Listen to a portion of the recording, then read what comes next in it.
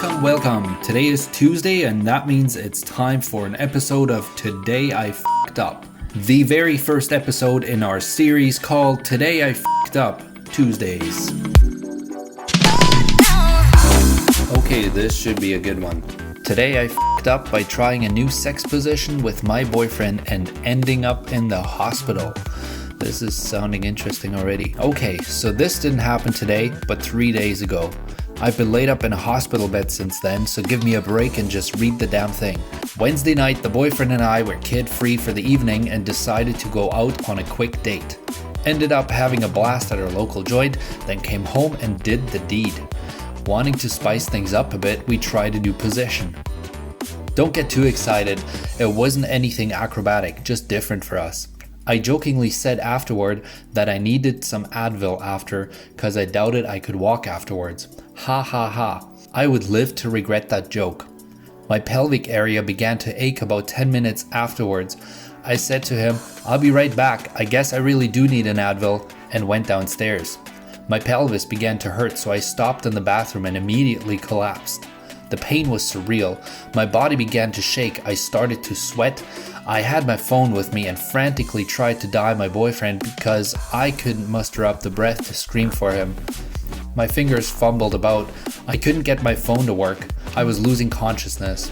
A few seconds later, my boyfriend comes downstairs to get something to drink and finds me on the bathroom floor.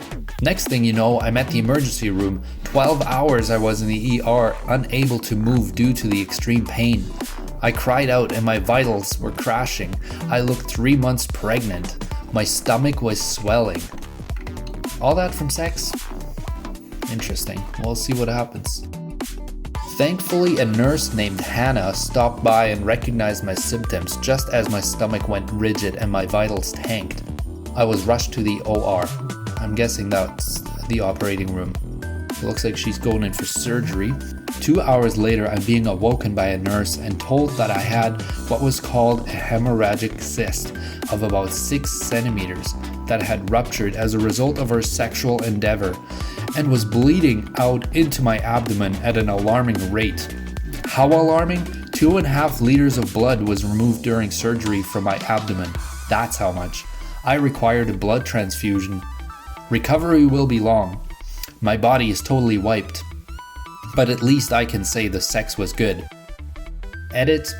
Apparently the position is called the mating press. Not exactly sure what that is, but I did Google it and yeah, looks familiar. So feel free to do that. I will not depict that in this video. And for the assholes who keep messaging me that I'm a damn liar, here's some photos from the ER visit. Do you want my discharge papers too? Jesus. Alright, so there are some photos. If you go to the original post, I will link it down below. Feel free to check out the pictures. Reading through the comments, I don't think it was caused by the actual position. Some users have suggested it could happen as a result of any position, really. But yeah, needless to say, that is an unfortunate ending to a fun-filled night. Has anyone ever had a hemorrhagic cyst? I'm hoping I'm pronouncing that correctly. Hemorrhagic cyst. Sounds painful anyways. Next up, we have another one called Today I F***ed Up by Mistaking the UPS Guy for My Mom. I'm chilling with my dog thinking he's being exceptionally well behaved and decided to give him a bone to chew. I can't find the bag of bones though, so I go to ask my mom the whereabouts. She loves to organize and effectively confuse us all, so this seems like a solid plan. Problem is, I can't find her either. Then I see movement outside the kitchen window. Aha, must be her, right? I open the door and come face to face with the UPS guy. Oh hi. He has a big package, an actual package, you pervs, and decides to hand it directly to me. Surprised that this is not my mother, I open the door wider without considering the fact that I live with Sonic the Hedgehog. My dog makes a dash for freedom. I have a split second to throw the package into the house and grab some slippers. This dog never goes outside without a leash, and I can already see him getting squashed by a car. The UPS guy tries to help by offering the dog a treat. Mistake. This only makes him wilder. He takes the treat, runs down the street. I chase him in my PJs, braless. My mom is driving up the street, sees me yelling and waving my arms. My neighbors are watching, the UPS guy is watching, my boobs hurt. My mom tells me to get into the car and call him in. I do.